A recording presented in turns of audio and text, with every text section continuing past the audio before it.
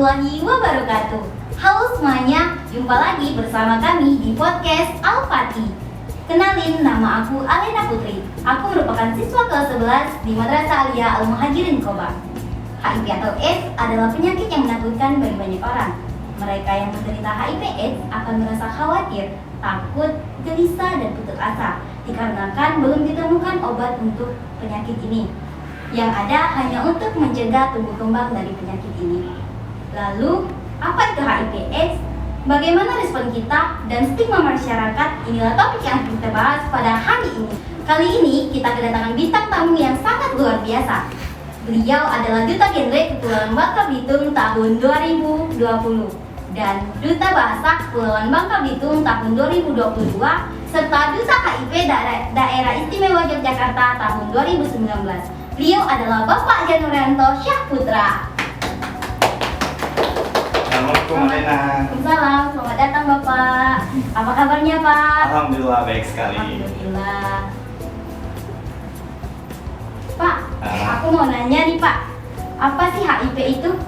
Kalau ditanya nih ya, kalau pembahasan tema kita hari ini kan stigma HIV di masyarakat. Jadi kalau HIV itu sendiri adalah kepanjangan dari sebuah arti kata yaitu Human Immunodeficiency Virus, di mana virus HIV ini sendiri menyerang sistem kekebalan tubuh seseorang. Jadi istilahnya kalau misalnya kita istilahnya terkena HIV, sistem kekebalan tubuh kita lah yang diserang sehingga istilahnya penyakit-penyakit itu jadi gampang masuk kayak gitu. Dari sinilah istilahnya HIV ini awal mulanya itu sendiri itu berkembang, istilahnya banyak yang mengunderestimate bahwa HIV ini adalah penyakit dari para kaum suka sama jenis kayak gitu awalnya. Dan ternyata memang HIV ini bukan hanya penyakit dari yang suka sama jenis, tapi memang istilahnya mereka yang melakukan terkait dengan perilaku berisiko. Itulah HIV, dan memang HIV ini istilahnya memang virus yang menyerang sistem kekebalan tubuh yang nanti ujung-ujungnya itu akan berkembang menjadi AIDS atau kumpulan penyakit dari istilahnya kan kalau udah nurunin sistem kekebalan tubuh otomatis penyakit gampang masuk kayak gitu, dan juga penyakitnya akan terus berkembang. Iya. Berarti HIV ini benar penyakit virus. Iya betul. Nah, biasanya masyarakat menganggap HIV ini sebuah kutukan Pak. Bagaimana pendapat Bapak tentang kutukan itu sendiri ya? Oke. Kalau misalnya mendengar kata bahwa HIV ini adalah sebuah kutukan, emang sering sih waktu dulu tahun 2012 waktu Bapak awal pertama sekolah SMA, itu sering banget kalau dengar kata kalau HIV itu adalah penyakit kutukan. Kenapa kutukan? Karena belum ada obat yang benar-benar bisa menyembuhkan secara total. Seperti yang Alena sebutin tadi di awal, bahwa HIV ini obatnya tuh belum ada kalau yang bisa nyembuhin secara total. Namun kalau misalnya obat yang bisa menekan terkait dengan perkembangan virusnya itu ada, yaitu yang kita kenal dengan yang namanya ARV atau antiretroviral virus kayak gitu. Dimana nanti di sini tugasnya hanya untuk nidurin si virusnya ini sendiri biar nanti tidak berkembang terlalu cepat kayak gitu. Jadi menurut saya pribadi kalau penyakit kutukan itu sebenarnya bukan. Karena memang penyakit ini timbul bukan karena kita kena kutuk kayak gitu, enggak kayak gitu. Virus ini hadir nggak tiba-tiba mak belum turun gitu, enggak lah, enggak kayak gitu. Jadi virus HIV ini bukan virus kutukan, tapi lebih kepada orang menyebut ini kutukan karena memang belum ada obatnya kayak gitu. Oh, berarti nggak benar ya Pak tentang pendapat masyarakat bahwa HIV itu adalah sebuah kutukan. Iya. Karena HIV ini benar penyakit virus yang secara ilmiah sudah dibuktikan. Betul sekali, bukan berupa kutukan jadinya. Baik, lanjut ke pertanyaan selanjutnya ya Pak. Berbicara tentang HIV itu pasti akan menimbulkan stigma di masyarakat. Nah, bagaimana itu menurut Bapak, apa yang menyebabkan stigma di masyarakat ini tinggi terhadap seseorang yang terkena HIV? Oke, kalau kita bicara tentang stigma, sebenarnya stigma di masyarakat tuh di era sekarang udah mulai berubah sih kayak gitu, udah mulai agak lebih baik dibandingkan dulu pada zaman-zaman istilahnya kalau Bapak masih zaman SD, SMP kayak gitu. Kalau misal orang dengar kata HIV, itu orang udah pada takut nih kayak gitu, udah pada ngerasa bahwa ini orang harus dijauhin kayak gitu. Itu pada zaman dahulu kayak gitu. Sepertinya kita lihat pada era sekarang stigma-stigma seperti itu tuh sudah mulai berkurang karena memang banyak masyarakat yang sudah aware atau sudah peduli terkait dengan HIV sama AIDS ini sendiri. kalau melihat stigma di era dulu itu cukup mengerikan. Kenapa mengerikan? Kadang-kadang mereka yang mengidap penyakit HIV ini sendiri itu pasti dijauhi, pasti dikucilkan. Coba bayangkan, mereka kan istilahnya imunnya turun nih. Kemudian kita jauhi, kemudian kita kucilkan kayak gitu, sehingga menyebabkan pasti mereka ngerasa depresi juga dong. Nah, udah mentalnya down, udah imunnya down, gimana caranya biar dia bangkit? Tapi seiring berkembangannya waktu, Bapak ngerasa bahwa belakang-belakangan ini orang nggak ngerasa bahwa HIV takut apa segala macam, enggak. Tapi lebih kepada kita peduli satu sama lain, yang ngerasa bahwa buktinya aja di era sekarang bahwa kalau misalnya orang mengidap HIV ataupun apa, nggak ada nih stigma lagi yang kayak jauhin mereka gini nggak ada lagi gitu. Tapi lebih kepada di era sekarang ini sendiri banyak masyarakat yang udah peduli atau udah aware, udah nggak ngerasa takut lagi karena punya tagline nih kayak gitu. Tagline-nya adalah jauhi virusnya, bukan orangnya. Jadi orang banyak berpikiran bahwa sekarang nggak perlu kita ngejauhin orangnya, tapi jauhi virusnya aja, nggak usah orangnya, karena kasihan udah jatuh malah ketimpa tangga. Nah, tadi kan aku udah bilang nih Pak, di waktu di opening awal, dan sempat Bapak singgung bagaimana itu cara mencegah HIV. Nah, aku mau tahu nih Pak dari Bapak, bagaimana cara mencegah HIV tersebut? Oke, kalau misalnya kita ditanya nih, kalau misalnya kita yang belum terkena HIV, gimana sih cara pencegahan biar kita tidak terjangkit terkait dengan virus HIV ini sendiri? Kalau di dalam ilmu genre kayak gitu kita kenal yang namanya ada A, B, C, D, E. Dimana A ini adalah abstain, artinya kita untuk abstain itu bahasanya tidak melakukan hubungan seks terlebih dahulu. Kemudian yang kedua adalah be faithful, artinya bahwa kita harus setia kepada pasangan kita. Ketika kita punya pasangan, istilahnya jangan sampai kita jajan sana, jajan sini, lebih kepada ya kalau kita pasangannya satu ya udah satu itu aja kayak gitu. Jangan sampai nantinya banyak nih Alena kejadian bahwa dia ada yang pernah kasusnya Bapak temukan itu di Yogyakarta dulu, pernah dapat cerita dari Ibu Ana. Itu dia menyatakan bahwa ada seorang bapak-bapak yang istilahnya hobi jajan di pasar kembang kayak gitu. Nah, pasar kembang ini sendiri tuh dalam tanda kutip ya kayak gitu. Jadi istilahnya setelah balik ke rumah lagi ternyata nggak sadar bahwa dia ternyata bawa virus HIV dari jajan tadi, dan kembali lagi ke rumah. Ujung-ujungnya yang di rumah yang ngalamin HIV juga kayak gitu. Jadi istilahnya kalau bisa kita harus setia pada pasangan kita kayak gitu. Yang ketiga adalah C, yaitu kondom, dimana kita bisa menggunakan alat pengaman yaitu berupa kondom ketika memang kita melakukan hubungan seks yang berisiko. Tipikalnya kalau misalnya kita sudah bersuami istri dan ternyata ada HIV apa segala macam, bisa menggunakan pengaman yaitu berupa kondom tadi. Dan D yaitu drug, itu artinya adalah narkoba, di mana drug ini sendiri adalah narkoba suntik. Jadi kita harus menghindari terkait dengan penggunaan narkoba suntik, karena memang penggunaan narkoba suntik ini sendiri kan otomatis jarum suntiknya bergantian nih. Jarum suntik yang bergantian itu kan pasti bakal menyebabkan darahnya mengalami perpindahan kayak gitu. Otomatis ini bisa menyebabkan tertular HIV, makanya kita jangan menggunakan narkoba. Kemudian yang kelima itu adalah A, B, C, D, E ya. Yang kelima itu E, yaitu equipment, dimana ini adalah berupa langkah kita untuk memberikan edukasi kepada orang banyak untuk bahwa HIV/AIDS ini istilahnya penyakit yang berbahaya, tapi perlu kita awasi juga bagaimana HIV ini sendiri itu bisa berkembang dan juga bisa menularkan kepada orang lain kayak gitu. Dimana cairan yang bisa menularkan HIV itu ada cairan darah, air mani atau air sel sperma, air cairan vagina, dan juga yang terakhir yaitu air susu ibu kayak gitu. Sebenarnya cairan lain juga bisa, cuma itu kadar untuk virusnya di dalamnya masih sedikit kayak gitu. Seperti itu. Terima kasih Pak. Iya. Ya. Untuk D tadi, Iya. kenapa hanya narkoba suntik yang menular HIV? Oke, kalau misalnya ditanya nih, kenapa hanya narkoba suntik yang menularkan HIV? Sebenarnya kan kita tahu tadi ada 4 cairan nih yang bisa menularkan terkait dengan HIV ini sendiri. Ada cairan sperma, kemudian cairan vagina, kemudian ada cairan air susu ibu, dan yang terakhir itu ada darah. Dimana darah itu kan kalau misalnya kita menggunakan narkoba suntik, itu suntikannya kan disuntikan ke tangan, kemudian setelah digunakan itu kan pindah lagi ke tangan orang lain. Nah, kita nggak tahu istilahnya orang yang sebelum menggunakan narkoba suntik ini apakah dia pengidap HIV atau enggak, kan kita nggak tahu. Kalau misalnya seandainya dia pengidap HIV, tentu saja itu bisa berpindah dan itu menyebabkan bahwa darahnya berpindah juga. Di mana darah adalah salah satu cairan yang bisa menularkan HIV. Maka dari itu, narkoba suntik. Stigma masyarakat terhadap HIV ini tinggi ya Pak? Betul. Bagaimana? Nah, gara-gara stigma masyarakat ini, tentunya nanti masyarakat akan merasa takut untuk memberitahukan kalau dia ini mengidap HIV. Bagaimana sih upaya kita itu dan saran dari Bapak agar masyarakat tidak takut untuk memberikan bahwa dia terkena HIV, dan bagaimana cara meyakinkan masyarakat agar menghilangkan stigma tersebut? Oke ya, pertanyaan ini cukup krusial sih kayak gitu, karena memang ini menjadi tolak ukur utama ketika memang HIV itu mulai berkembang.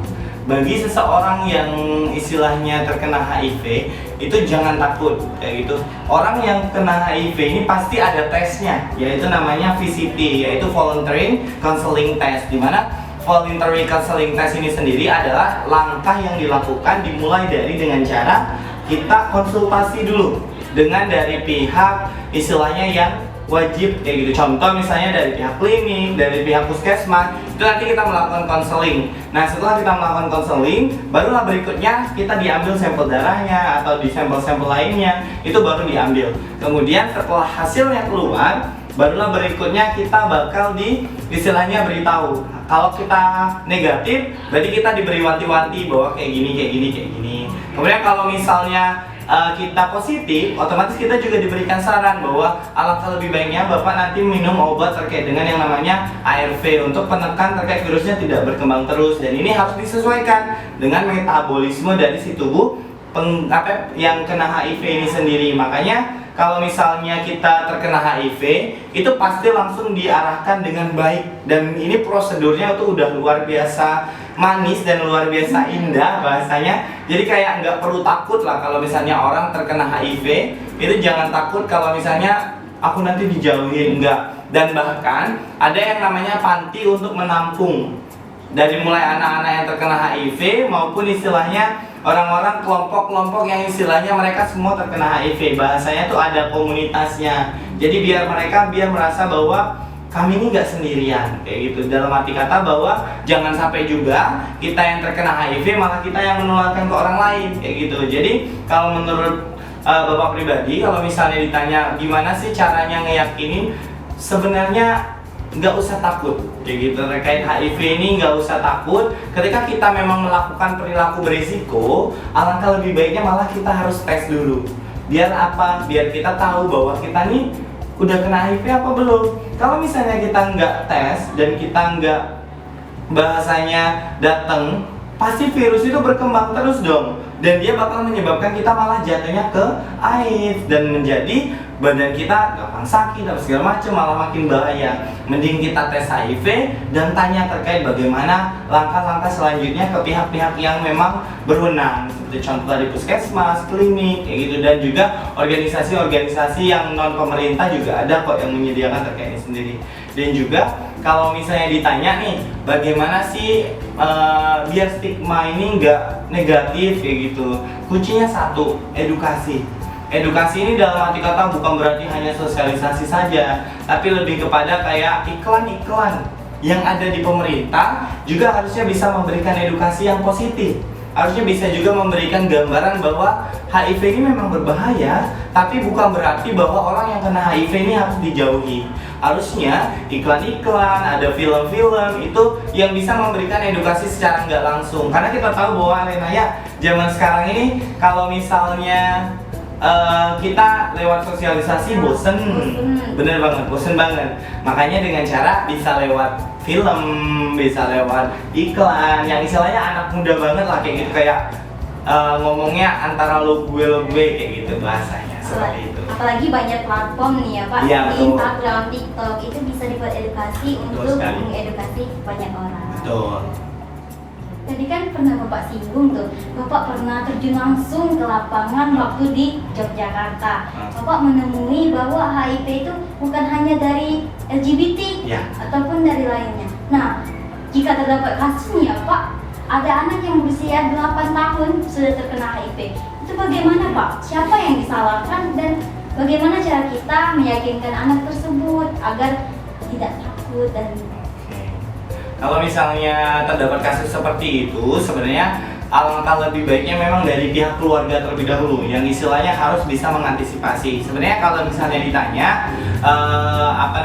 ada nggak anak-anak kecil yang itu dia positif HIV, banyak banget. Sampai itu di Solo itu tuh punya yang namanya kayak panti asuhan khusus untuk anak-anak yang mengidap HIV. Nah ini sendiri, panti ini sendiri itu bertujuan untuk memberikan istilahnya bahwa kamu tuh tidak sendirian. Kamu tuh di sini nggak ngerasa bahwa masa depanmu hancur, nggak seperti itu. Jadi harapannya panti asuhan ini sendiri itu bisa memberikan istilahnya gambaran yang baik untuk para anak-anak dengan HIV ini sendiri agar mereka merasa bahwa aku nih masih punya harapan hidup kok. Aku masih punya masa depan yang cerah kok. Dengan aku virus HIV ini sendiri ada di tubuhku, ya aku dengan cara minum obat terus-terusan kayak gitu. Harapannya dengan minum obat ini sendiri virus itu bisa jadi tertekan dan juga dia masih bisa beraktivitas seperti biasa. Tapi istilahnya kalau saya pernah melihat di salah satu platform di Instagram itu di luar negeri ada anak kecil umur 8 tahun. Jujur saya merasa terinspirasi oleh dia. Kenapa? Karena memang istilahnya beliau yang dengan HIV ini sendiri kan otomatis mereka menganggap bahwa hidupku ini udah nggak lama lagi.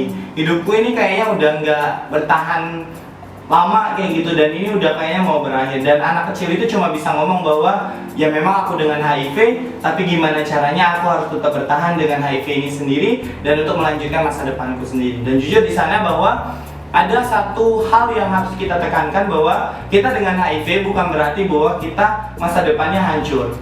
Tapi kita bisa tetap harus menata masa depan kita dengan cara bahwa ya kita harus istilahnya berikhtiar kayak gitu. Kalau kita udah melakukan yang jelek-jelek di belakang, otomatis masa depannya harus jauh lebih baik. Kalau kita ngelakuin maaf kayak gitu, hobi jajan apa segala macam dan itu menyebabkan kita HIV, ya langkah selanjutnya ya kita ya jangan kayak gitu. Biar nanti HIV-nya tidak terus berkembang, kemudian kita minum ARV-nya kayak gitu dan kita istilahnya bisa terus menata masa depan kita agar lebih baik lagi. Dan jujur ketika melihat anak kecil yang terkena HIV ini sendiri itu agak miris sebenarnya, kita yang istilahnya kok bisa sih kayak gitu anak kecil ini terkena HIV dan tapi mau gimana lagi kalau memang itu bersumber dari orang tuanya kan itu bisa turun ke anaknya karena memang terkena virus HIV ini kan ada air susu ibu yang mampu menularkan kayak kemudian juga ada air cairan darah kayak gitu sperma dan juga vagina. Tentu saja mungkin anak ini Nah, kurang lebih seperti itu ya Pak pembahasan kita pada hari ini tentang apa sih HIV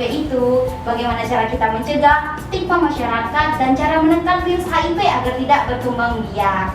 Mau dong Pak sarannya untuk teman-teman yang di luar sana yang terkena HIV agar tetap semangat dalam menjalani hidupnya. Oke, kalau misal tipsnya juga ya, tipsnya kalau dari Bapak sendiri sih, kalau teman-teman yang sedang mengidap terkait dengan virus HIV ini sendiri, tetap semangat kayak gitu. Kalian nggak sendiri kok, kalian ada kami yang terus istilahnya bakal ngedukung kalian, yang istilahnya kalau merasa bahwa diri kalian sendiri, kami di sini turut ngerangkul kalian. Kalau kalian merasa sendiri, tinggal japri kami di PIK Rafati dan juga di Forum Gerindra Bangka Tengah. Kalau merasa sendiri nanti tinggal japri kayak gitu. Kita nanti bareng-bareng berkegiatan yang positif. Yang terpenting bahwa jauhi virusnya bukan orangnya. Karena kami punya prinsip yaitu virusnya aja yang jauhi, bukan orangnya kayak gitu. Maka dari itu kalian harus tetap semangat. Kalian nggak sendiri. Kalian ada kami di sini yang kami nanti akan berusaha untuk mendorong kalian untuk tetap semangat. Dan juga buat kalian semua nih para masyarakat yang belum terkena HIV dan jangan sampai lah untuk terkena HIV, hindari terkait dengan yang namanya perilaku beresiko dan terapin terkait dengan 5 tahap pencegahan dari HIV ini sendiri, dari A, B, C, D, E. 5-5-nya harus diterapkan dan juga kita sebagai orang-orang yang tidak mengidap penyakit HIV ini sendiri, yuk buka mindset kita, jangan menganggap bahwa orang yang terkena virus HIV ini adalah orang yang patut kita jauhi kayak gitu, bukan seperti itu. Kembali lagi dengan semboyannya yaitu jauhi virusnya, bukan orangnya. Kayak gitu Alena. Nah, itulah tadi pembahasan kita tentang apa itu HIV, bagaimana cara mencegahnya, dan kita harus menjauhi virusnya, bukan orangnya. anuin doang. Nah, itu tadi pembahasan yang telah kita bahas bersama Bapak Janurianto Syaputra tentang HIV, bagaimana cara kita menekan virus HIV, kepedulian kita dan stigma masyarakat terhadap orang yang terkena HIV. Sampai jumpa di podcast berikutnya. Assalamualaikum warahmatullahi wabarakatuh. Salam genre. Dadah.